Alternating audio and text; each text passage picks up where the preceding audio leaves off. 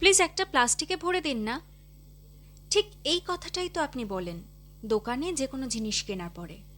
কিন্তু জানেন কি, শুধু এইটুকুর জন্যই আমাদের কাল ঘনিয়ে আসছে।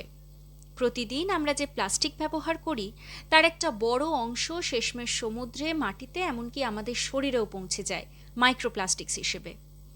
এটা শুধুমাত্র পরিবেশের জন্যই সমস্যা নয়, এই প্লাস্টিক আমাদের স্বাস্থ্য ভবিষ্যতের জন্য একখানা হুমকি। এমনকি এই প্লাস্টিকের কারণে ধ্বংসের মুখে ফ্লোরা আর ফনাও। এই বছর সাউথ কোরিয়ায় পালন হচ্ছে বিট প্লাস্টিক পলিউশন ক্যাম্পেইন। এটাই এই পরিবেশ দিবসের থিম। এবছর সাউথ কোরিয়ার বিশেষ করে জেজু আইল্যান্ডে সেলিব্রেট হবে পরিবেশ দিবস, অর্থাৎ 5ই জুন এই ক্যাম্পেইন শুরু হতে চলেছে। 2040 সালের মধ্যে প্লাস্টিক মুক্ত হওয়ার লক্ষ্য নিয়েছে জেজু আইল্যান্ডের বাসিন্দারা। তারা ইতিমধ্যেই চালু করেছে ডিসপোজেবল কাপ ডিপোজিট সিস্টেম।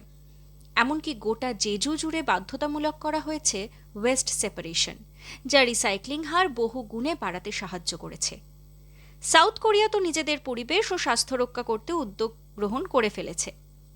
এবার প্রশ্ন, আমরা কবে করব? আদৌ কি আমরা পারবো প্লাস্টিকের পরিবর্তে রিইউজেবল জিনিস ব্যবহার করতে, সিঙ্গেল ইউজ প্লাস্টিকের ব্যবহার এড়িয়ে চলতে এবং সঠিক পদ্ধতিতে রিসাইকেল করতে? কি মনে হয়, পারবেন আপনি? জানান আমাদেরকে। এই পরিবেশ দিবস থেকে চেষ্টা করুন নিজের জীবনে প্লাস্টিকের ব্যবহার নিয়ন্ত্রণ করতে। আর হ্যাঁ, লাইক এবং সাবস্ক্রাইব করে রাখুন আমাদের চ্যানেল শোনো না।